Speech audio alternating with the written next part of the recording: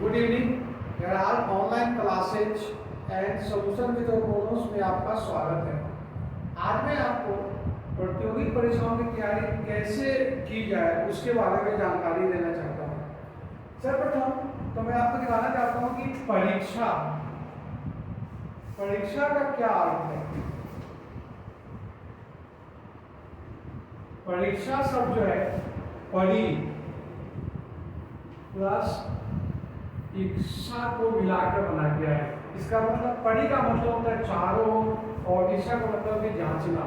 मतलब आपके व्यक्तित्व के बारे में चारों ओर से जांचना कोई परीक्षा कहा जाता है। यूं तो जिंदगी में परीक्षा जन्म से लेके मरणावसर तक मरने तक परीक्षाएं देती रहती है। वह परीक्षा हमारे मुसीबतों से झेलना सिखाती है कि कैसे कोई मुसीबत आए, कभी कोई परिस्थिति आए तो उसको कैसे झेलना चाहिए। लेकिन मैं जो आज आपको अवगत कर रहा हूँ, जो कि परीक्षा आपको रोजगार मुखी हो, जिसके आधार पर आप कहीं अपना करियर बना सकते हैं। इस एग्जामिनेशन को भी दो भागों में बांटा गया है। तो इस तरह से जो परीक्षा है उसको दो भागों में बांटा गया है। एक भाग है जिसको बोलते हैं एकेडमिक एग्जाम, एकेडमिक एग्जामिनेशन, और दूसरा होता है job oriented examination. Job oriented academic exam या इसको शैक्षणिक परीक्षा भी बोल सकते हैं।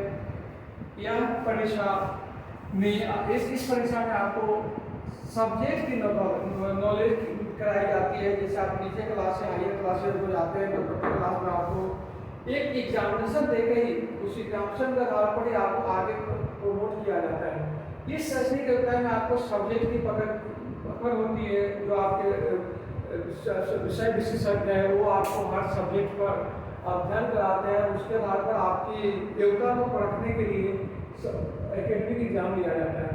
एकेडमिक एग्जाम भी एक तो स्कूल द्वारा कंडक्ट कराई जाती है और दूसरा जो रेस्पेक्टिव बोर्ड है, चाहे सेंट्रल बोर्ड हो या स्टेट बोर्ड हो, उनके तरफ इसकी एग्जाम होती है। इसमें आप नॉलेज के आधार पर जो परीक्षा लिया जाता है उसके आधार पर उसको बांटा गया है। उसी के आधार पर आपको रैंक करके आगे की ओर प्रमोशन दिया जाता है। इस एग्जाम में एक चीज है कि ठीक है, आपने अगर 78% नंबर ले आया तो भी आप डिस्टिंक्ट मार्क भी न लाएंगे, लेकिन कैरियर से ज़्यादा इसका ये नहीं कि आपके ऐसे आपका ही पैदा हो रहा है कि सब्जेक्ट में कितनी पकड़ है उसकी जांच की जाती है। नेक्स्ट होता है job oriented exam. Job oriented exam जो है वह दो तरह के होते हैं। जॉब ओरिएंटेड एग्जाम में एक होता है कमीशन, जॉब ओरिएंटेड एग्जामिनेशन, या एक को कहते हैं कंपटीशन, और दूसरा है कमीशन। मतलब एक हो गया प्रतियोगी परीक्षा, एक हो गया आपको आयोग की परीक्षा। कंपटीशन एग्जाम में generally second grade, second level plus third level और फोर्थ लेवल या ग्रेड भी बोल सकते हैं, लेवल एग्जाम के लिए पदों के लिए कराई जाती है। इसमें इसमें आपको किसी आपके निर्णय लेने की क्षमता, सब्जेक्ट की पकड़ इत्यादि की परखी जाती है इसमें आपकी।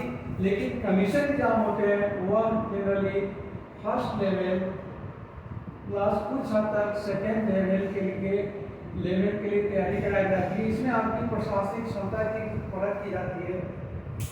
प्रशासनिक कमीशन एग्जाम जो है उसमें तीन स्टेज होता है। पहला होता है कि आपको एक प्री पास करना होगा, उसके बाद आपको मेन, और फिर आपको इंटरव्यू का सामना करना पड़ेगा। यह एक लंबी प्रक्रिया है और मिनिमम इसमें क्वालिफिकेशन जो है वह ग्रेजुएट ही होता है, फिर भी कुछ अलग 12th के लिए जैसे डिग्री हो गया इसके लिए होते हैं। दूसरा होता है कंपटीशन एग्जाम। कंपटीशन एग्जाम में खासकर बैंक, रेलवे, एसएससी,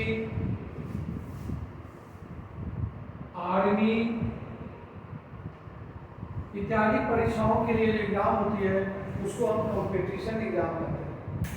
इसको जो ग्रेड के आधार पर इसके भी क्वालिफिकेशन अलग अलग होती है। 10th स्टैंडर्ड के भी होते हैं, 11th 12th स्टैंडर्ड के भी होते हैं और ग्रेजुएट स्टैंडर्ड के होते हैं। उसी के आधार पर इसका पाठ्यक्रम के निर्धारण किया जाता है।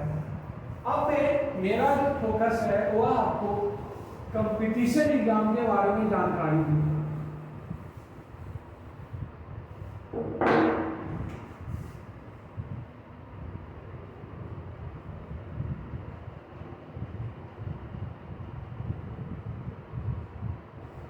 जैसा कि मैंने आपको पहले बताया कि कंपटीशन एग्जाम में आपको सोचने की क्षमता एवं कम समय में निर्णय लेने की क्षमता की परीक्षा की जाती है। इसके अंतर्गत जो मुख्य सब्जेक्ट है, जैसे मैंने आपको बताया कि इसमें अलग अलग 12th स्टैंडर्ड के भी होते हैं, ग्रेजुएट स्टैंडर्ड के भी होते हैं, 12th के भी होते हैं और 10th लेवल के भी होते हैं। सबका अपना अपना पाठ्यक्रम निर्धारण होता है। इसमें लेकिन एक चीज मौलिक है, वह है कि आपको सब्जेक्ट के बारे में कि मूल जो मेन जो सब्जेक्ट होता है वह होता है तार्किक विवेचना एवं तर्क शक्ति। दूसरा जिसका पाठ्यक्रम है वह है गणितीय योग्यता।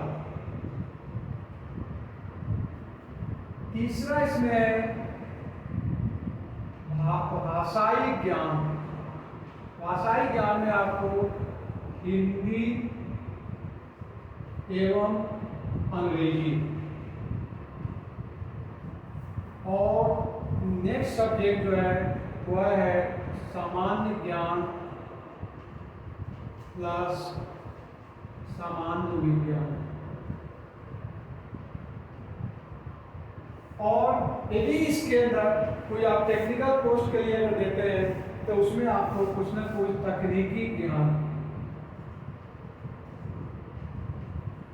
जैसे अगर मान लीजिए कि आप इलेक्ट्रिशियन के लिए जॉब देते हैं तो आपको इलेक्ट्रिशियन के लिए जॉब देते हैं तो आपको इलेक्ट्रिक संबंधी जानकारी भी होनी चाहिए।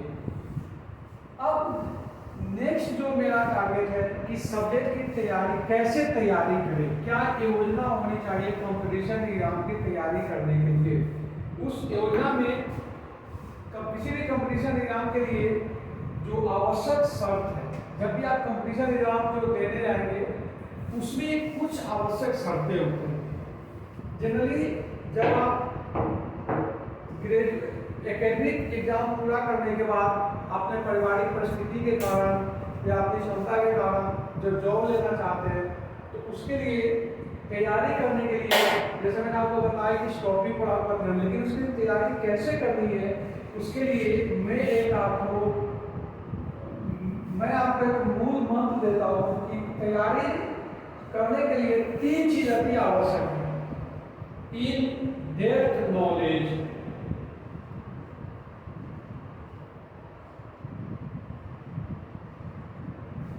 दूसरा चाहिए आपको डेप्थ नॉलेज के बाद टाइम एक्यूरेसी, और तीसरा होता है स्पीड। किसी भी प्रतियोगी परीक्षाओं को क्वालिफाई करने के लिए 3 चीज जरूरी है। डेप्थ नॉलेज होनी चाहिए सब्जेक्ट की, जैसे मैंने आपको 4-5 सब्जेक्ट बताया, उसकी नॉलेज अच्छी होनी चाहिए। उसके बाद आपको उसकी कॉन्फिडेंस एक्यूरेसी, जो आप जो बुक पढ़ रहे हैं उसकी इतनी एक्यूरेसी होनी चाहिए कि आपको ज्ञान सही मिले, और उसको करने के लिए आपको टाइम मैनेजमेंट मतलब स्पीड को आपको सही रखना है। अब इन डेप्थ नॉलेज के लिए मैं आपको सलाह देता हूँ कि जनरली जैसे मैंने चार पांच सब्जेक्ट होते हैं, मेरे हेराल के द्वारा सभी के लिए अलग अलग बुक निकाली जाती है। जैसे डेप्थ नॉलेज में जैसे मैंने बताया कि अगर आपकी कोई गणित सब्जेक्ट है तो गणित के लिए आपको क्लास, तो गणित सब्जेक्ट की तैयारी के लिए हेराल्ड पब्लिकेशन द्वारा बहुत सारे पुस्तकें प्रकाशित होती है, लेकिन सबसे पहला पुस्तक जो आपको पढ़ना पड़ेगा वो होगा हेराल्ड एनसीईआरटी मैथमेटिक्स, एनसीईआरटी गणित सार संग्रह।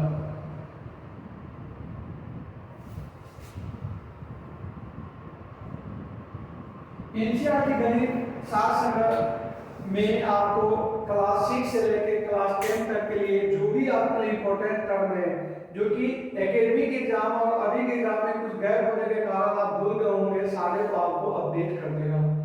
उसके बाद अलग अलग सब्जेक्ट में इसमें बुक आते हैं, जैसे हेराल्ड गणित हल करने की संक्षिप्त विधि, हेराल्ड बीजगणित हल करने की संक्षिप्त विधि, हेराल्ड त्रिकोणमिति हल करने की संक्षिप्त विधि, हेराल्ड ज्यामिति हल करने की संक्षिप्त विधि।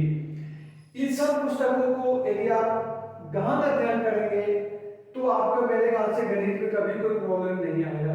इसी ढंग से सामान्य ज्ञान के लिए भी एनसीईआरटी सार संग्रह है। उस एनसीईआरटी सार संग्रह में इतिहास की सार संग्रह अलग है, जिसमें कि क्लास 6 से लेकर क्लास 12 तक, भूगोल सार संग्रह जिसमें कि क्लास 6 से लेकर 12 तक, इसी ढंग से राजनीति विज्ञान की है, उसके बाद राजनीतिक अर्थशास्त्र की बुक है, भूगोल की है, उसके अलावा राज्य स्तरीय जैसे राजस्थान वाले के लिए राजस्थान अध्ययन है, मध्य प्रदेश के लिए मध्य प्रदेश अध्ययन के नाम से बुक प्रकाशित हो चुकी है, जो कि आपको डेप्थ नॉलेज दे देगा। इसी तरह जो आपकी दूसरी सब्जेक्ट है इंग्लिश के लिए मेरे यहाँ से 3-4 बुक है, जैसे make English easy, English common error, English vocabulary है, 350 इडियम्स है, उसके बाद आपको अंग्रेजी की बहुत अच्छी पकड़ हो जाएगी।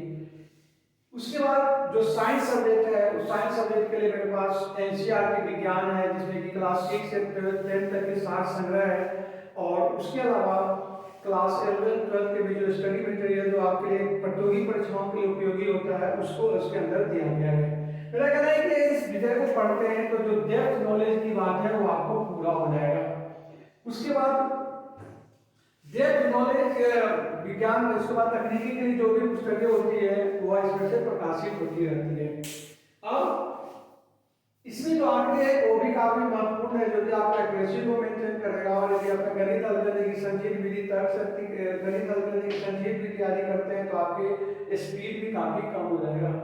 नेक्स्ट जो तार्किक विवेचना के लिए भी तर्कशक्ति हल करने की संक्षिप्त विधि है, वो भी आपको काफी यूजफुल रहेगा, और क्लास होने के बाद में सारे का आपका अवगत करा दूंगा। इस बुक का बताने का मकसद यह है कि जैसे मैंने आपको बताया कि कंपटीशन एग्जाम में आपको, चूंकि आप एकेडमिक एग्जाम देने के बाद कंपटीशन एग्जाम में प्रवेश करना चाह रहे हैं, तो कंपटीशन एग्जाम के लिए एक कहावत है कि फर्स्ट प्रिपरेशन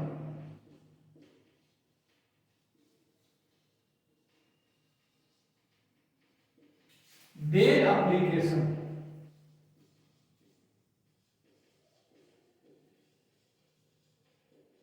मतलब पहले तैयारी करें फिर उम्मीदवारी करें।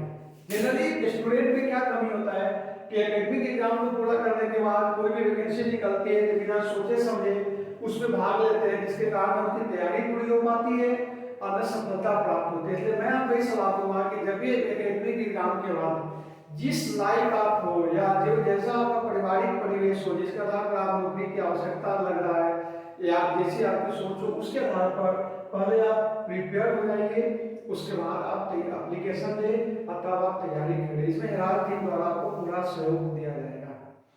नेक्स्ट अब है कि जब आप मनोबल बना लिया, डिटरमाइन हो गए कि मुझे एग्जाम देना है, तब तैयारी कैसे करें। तैयारी कैसे करेंगे, पहला चीज है कि आपको अपने आप को सबसे पहले परखे कि आप अपने पहले रुचि दिखाएं कि आप क्या करना चाहते हैं। आपके बैंक में जाने की उत्सुकता है कि रेलवे में जाना चाहते हैं कि कोई लोकल पोस्ट पर जाना चाहते हैं, जो भी हो आप उसके लिए सबसे पहले आप डिटरमाइन हो जाए कि मुझे अपने रुचि के अनुसार उसको जाना चाहते हैं।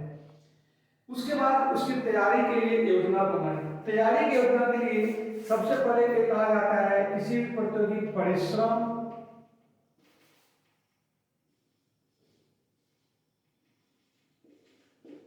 परिश्रम करना बहुत जरूरी है, परिश्रम। उसके बाद रणनीति, मतलब रणनीति, और तब जाके रणनीति के बाद आपको जो करना होगा कि अब नियमित अभ्यास, नियमित एकाग्रता पूर्वक अभ्यास।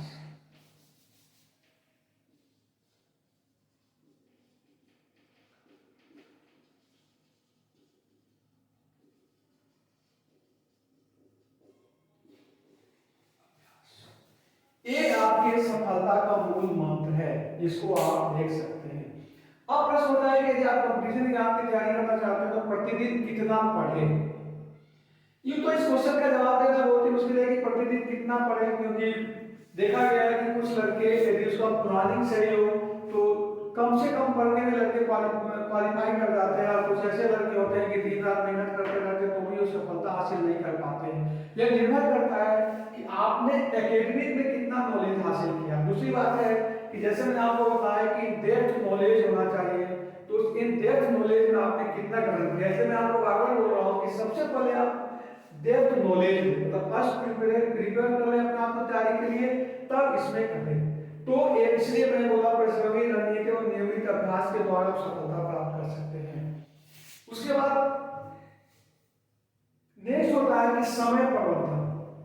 जनरली स्टूडेंट में देखा जाता है समय प्रबंधन का मतलब होता है कि आप एक टाइम फिक्स कर लें कि मुझे नियमित 6 या 7 घंटे पढ़ने हैं, उसके आधार पर आप समय टाइम मैनेजमेंट करेंगे। दूसरी बात है कि कंपटीशन एग्जाम में समय प्रबंधन का इसलिए ज्यादा महत्व है कि कंपटीशन एग्जाम में एक नंबर से हजारों लड़के का रिजल्ट खराब हो जाता है, इसलिए आपके लिए एक एक नंबर आपके लिए मायने रखता है। इसलिए टाइम मैनेजमेंट बहुत बड़ा फैक्टर होता है इसके लिए। आप उसको टाइम मैनेजमेंट को फोकस करके ही आप आगे बढ़ सकते हैं। नेक्स्ट उसके बाद होता है समय प्रबंधन के बाद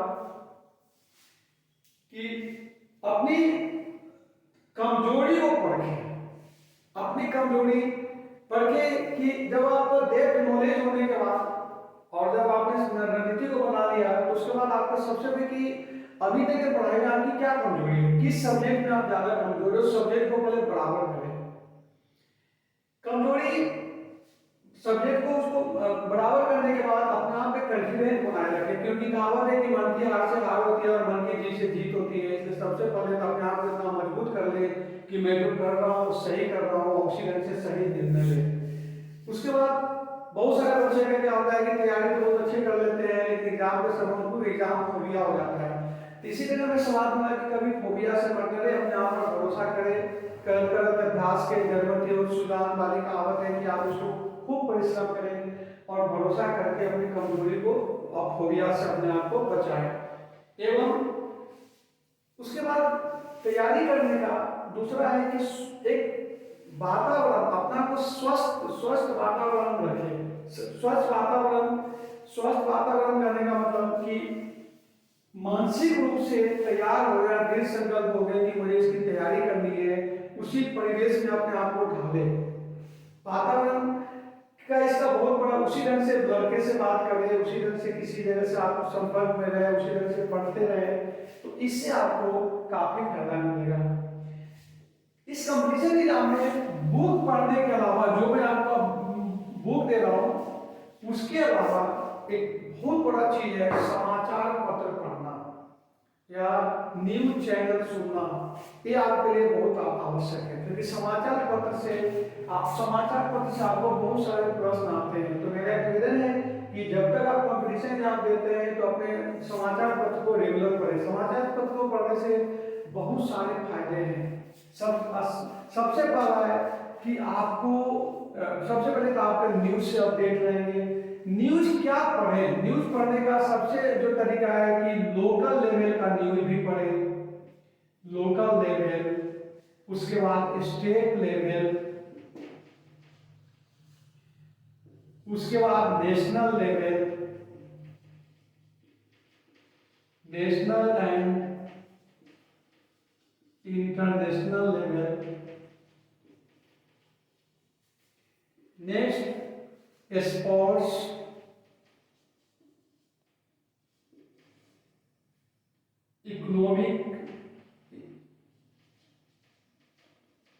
इकोनॉमिक्स रिलेटेड न्यूज। कुछ पुरस्कार सम्मान जो दिए जाते हैं सबको मेरे ख्याल से उसको एक कॉपी में आप नोट करके रखें, ताकि आपको किसी फिर भी इसके अलावा भी एक चीज के इसके अलावा आपको अगर आप न्यूज़पेपर रेगुलर पढ़ते हैं चाहे हिंदी इंग्लिश मीडियम की, तो आपके वर्ड मीनिंग में काफी स्टॉक होगा। भाषा में वर्ड को कैसे यूज करना है वो आपको बहुत बड़ी प्रॉब्लम हो जाएगी। यदि आप संपादकीय पढ़ते हैं तो संक्षेपण करने का तरीका आ जाएगा। उसके अंदर जो आर्टिकल आते हैं अगर उसको पढ़ते हैं तो आपको किसी से डिबेट करने में आपको बहुत फायदा होगा। इसलिए आपको सलाह दूंगा कि न्यूज चैनल आज न्यूज़पेपर अवश्य पढ़े। इसके अलावा कोई एक स्टैंडर्ड न्यूज चैनल हो जिसका कि जो न्यूज का विश्लेषण होता रहता है वो सब आप करेंगे तो आपको तैयारी में बहुत कुछ अच्छा रहेगा। अब जहाँ तक मेरा जो यहाँ का टारगेट है, सबसे पहले मैं जो फोकस कर रहा हूँ वह आर्मी के बच्चे को जो सेना में तैयारी करना चाहते हैं उसके लिए मेरा पहला टारगेट है कि उसको अच्छा स्टडी मटेरियल दे सकूं और साथ में उनका जो भी डाउट है उसको मैं ऑनलाइन समझा सकूं। हेराल्ड पब्लिकेशन द्वारा इन सब सारांश में 3 तरह की पुस्तकें निकलती हैं। एक तो जैसे मैं आपको बताया कि text book with subjective knowledge, subjective contents. दूसरा इसी से रिलेटेड आपको चैप्टर वाइज ऑब्जेक्टिव क्वेश्चन देंगे।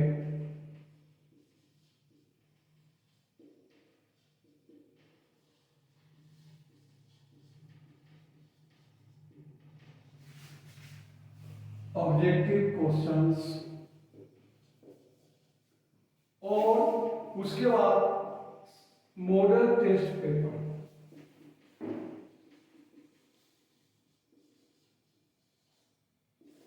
आर्मी के बच्चे के लिए खास में मेरा एक और इसमें प्रोविजन होता है कि जो भी मॉडल टेस्ट पेपर देते हैं करीब 50 के आसपास मॉडल टेस्ट पेपर देते हैं। इस 50 मॉडल टेस्ट पेपर को मैंने 2 भागों में बांटा है। एक होते 25 model test paper and 25 practice paper, ताकि आप इसका समाधान करके आप सफलता हासिल कर सकें। इसके अंदर ही मेरा प्रयास रहेगा कि जो भी आप मॉडल टेस्ट पेपर करते हैं उसको आप पढ़ के अपनी देखें कि कहाँ कमी हो रहा है, उस पॉइंट को स्ट्रॉन्ग करें। स्ट्रॉन्ग करने के बाद यदि कहीं कोई डाउट हो तो हेराल्ड द्वारा आपका समाधान किया जाएगा। थैंक्स। एक चीज मैं बताना चाहता हूँ कि जिस प्लानिंग के साथ मैंने आपको बताया कि कंपटीशन एग्जाम की तैयारी कैसे करें और मुझसे आपको बहुत सहयोग मिलेगा इस तैयारी के लिए, उसका PDF फाइल भी आपको मेरे वेबसाइट competitionexam.in के का लिंक जो है वह आपको मेरे नीचे डिस्क्रिप्शन बॉक्स में मिल जाएगा। इसके अलावा यदि आप कोई पुस्तकें भी मंगवाना चाहते हो तो उसका जो कि मेरे फ्लिपकार्ट, अमेजन पर या कंपटीशन ऐप पर उपलब्ध है वो भी आपको डिस्क्रिप्शन बॉक्स पर उसका लिंक मिल जाएगा।